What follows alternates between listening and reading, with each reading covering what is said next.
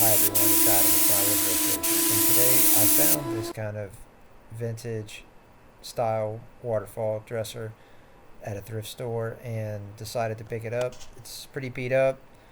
It doesn't have any particularly pretty veneer, so I think I'm going to try and stain it, but it just kind of depends on how it looks once I get all of the previous coatings off and take a look at it. But it's still nice. It's solid wood. It's got a lot of good qualities about it, but you know, the grain and the veneer pattern on it are just not really there. It's not as pretty as you would typically see in this era, but well, we're going to take a look at it. So this is citrus strip stripping gel, and honestly, for the temperature here, it just doesn't really seem to make a huge difference. Whether I buy the gel or the paste, I basically get the same results because it's so hot in Louisiana, and it just acts like it wants to fall off, so I basically have to wrap it with something. It came off pretty easily.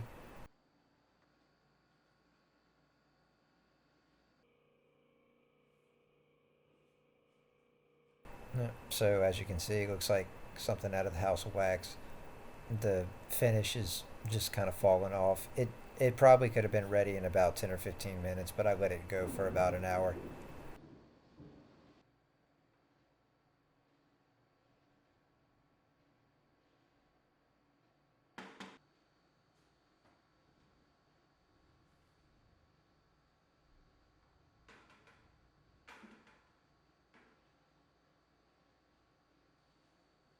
So what I'm doing here is kind of using some lacquer thinner after cleaning all of the kind of goop and stuff like that off. I just put that in a bucket. I mix it with some kind of oil dry or something like that to make it into solid waste, and then I dispose of it. The lacquer thinner can be lacquer thinner or shellac. Denatured alcohol for shellac, but it just depends on what kind of finish I think was on there. If there was a stain that I'm trying to get out, sometimes I'll use a little bit of mineral spirits. It really just depends on what the previous finish was as to what kind of solvent you're going to be using to clean off the paint stripper. Just went ahead and polished the hardware with some Brazo and this little cheap chuck thing that I got because I don't have one for my bench grinder right now. I'm not the best at this. I just kind of go with my gut and guess with how I can get the brass to go a little prettier. Sometimes it works, sometimes it doesn't.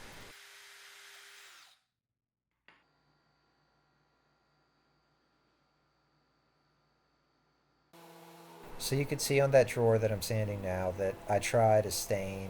I tried like a Minwax, I think it's like charred effect, and it looked okay, but I liked the look of it, but I just didn't think that any of my customers would particularly want to buy it. So I opted for a white stain. And after I'd sanded everything down to 220, I got a Minwax solid color stain in pure white. Tinsmith, and that's what I went with.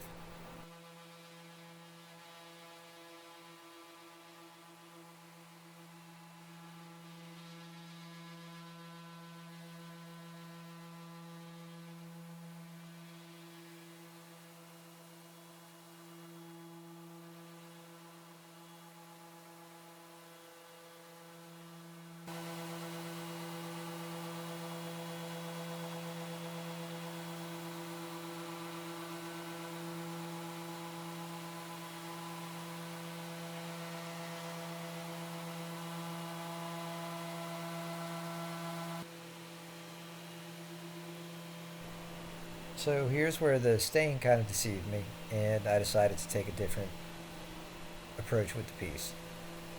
I like the stain on the drawers. It looked great. I put it on, I wiped it off. It had a nice kind of solid white color to it with a little bit of gray. The graying looked good. It's kind of hard to see on video, but it did. Everything looked pretty good with the drawers. And so I decided that I was going to continue on and use it for the rest of the piece. And that's where I ended up running into some trouble. You know, as much as this piece is nice, it's just not something that I would have a lot of luck selling at my store. It's just not really what's popular right now in my area. So if I were just to use like a boring kind of, walnut or something like that stain on it, there's definitely an appeal for that in certain areas, but for my market, it just really probably wouldn't do good. And if I want to get this piece to, you know, kind of move on to its next life, then it's definitely going to need some kind of, whitewash or white paint or something like that to make it more attractive to a potential customer. So I'm trying to work the stain on the panel to make it look decent. And I tried 2 or 3 times and I could not get it.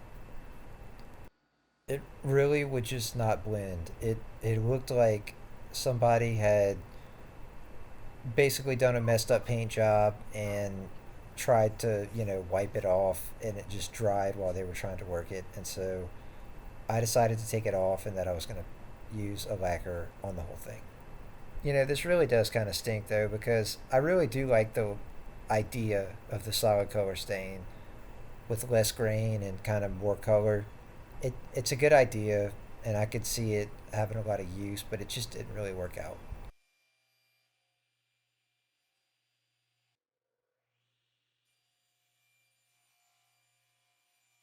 Just working on repairing that drawer bottom here that was broken. I had to trim it out a little bit. It's a little bit long in this picture. Other than that, I'm just going to shoot some nails into the back of it, and that'll be good. It's a different color on the other side also. It's more of like a dark, kind of blends in with the oak a little bit more. Definitely one thing I get, like I said, a lot of questions about. I've said this in other videos of sprayers, and I've got a couple of them. I think that if you wanted to have a easily accessible gun, this is probably the best for the money. I personally wouldn't spend anything under $600 for an HVLP sprayer because you're really just going to wish that it had more power to do what you needed to do. I would spend under that for an air compressor gun, though, just not an HVLP. But that being said, though, I definitely think that you could benefit a lot from one of these. They're only $500 to $600 for a 5 stage, which is pretty cheap in comparison to most other ones, and it works great. No complaints really. So, like I said, I really wanted to originally stain this, but this is really just a salvage job here. I'm just going to use a white water-based pigmented lacquer on it, and I'm using BIN as my primer. I would have rather stained this, but you know, just looking at that panel, even if I had used a darker stain, I think it's just had enough, stains and toners put over to the ear that it's not going to soak up stain very well. And, you know, some things like this one probably just best left for me to put lacquer on them and try to sell them as is, because chances are, with the way this oak veneer, I mean, it's not even veneer, it's just a solid oak thing. It's really not a particular pretty oak in my opinion, and I feel that a lot of the people that came through my store would probably view this the same way. So I'm just going with painting on this one.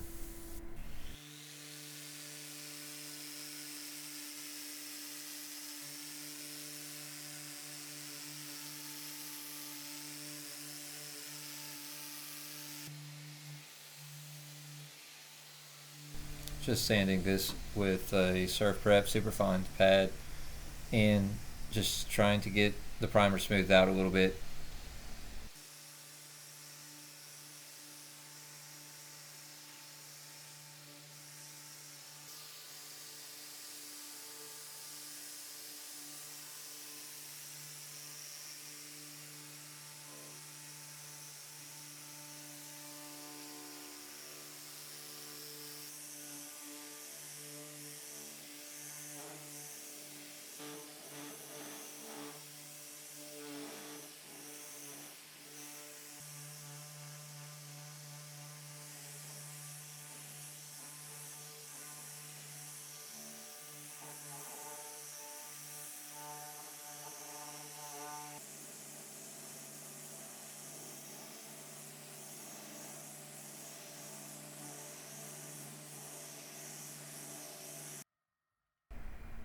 So this is Sherwood Chem Aqua here.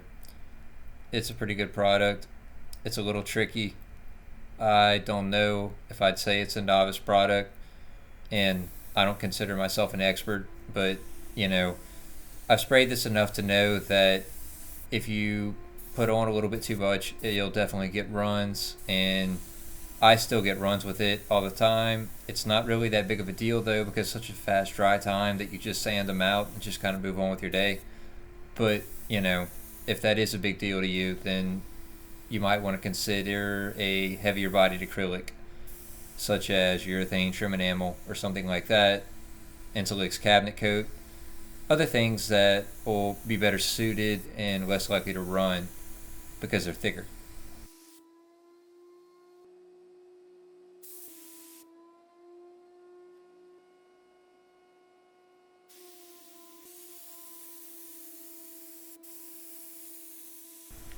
Okay, so right after this, you're going to see that I had to move in my garage.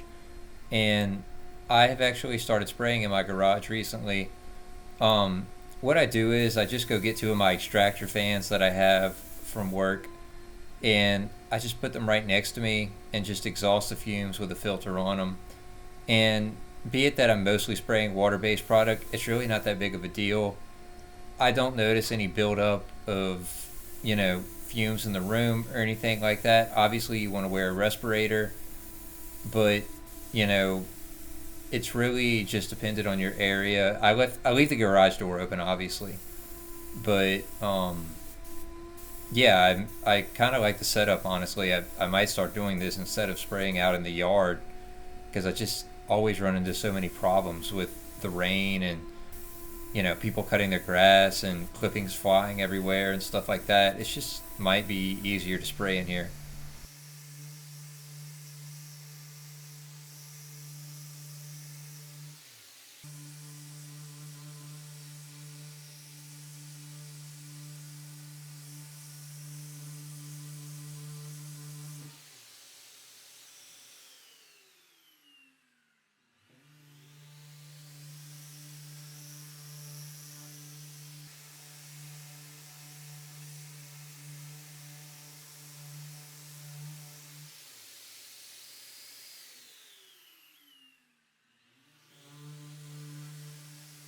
So you could see all those bare spots where I burnt through the paint and the primer a little bit.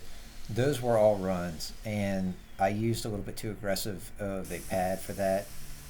But I got it taken care of in the end, and I've kind of just learned how to work with this product and just how to deal with the problems that come with it.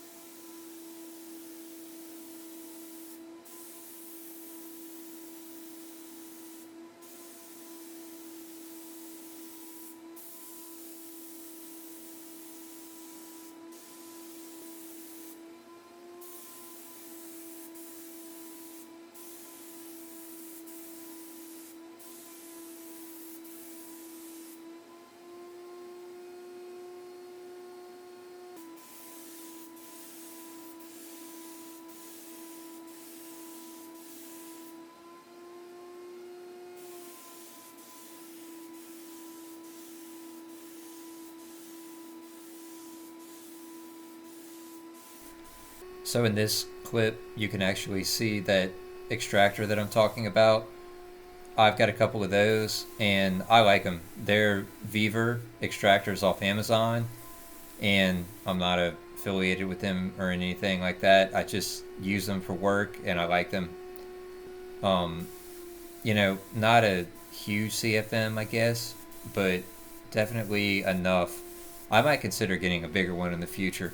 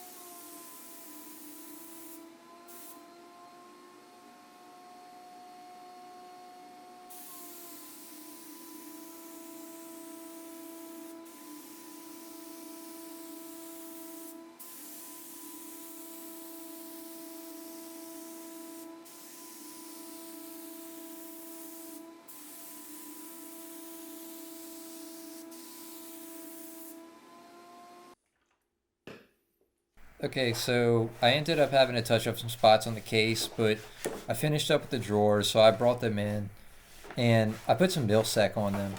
Milsec is a furniture polish that's been around for a while, and it's there's no wax in it, and I like that because I don't like the possibility of getting wax on any of my furniture. Generally speaking, I don't use wax-based finishes anymore because you can't apply anything over them really. There's basically nothing that will stick to wax, and so for that reason, I like polishes that don't have any wax in them.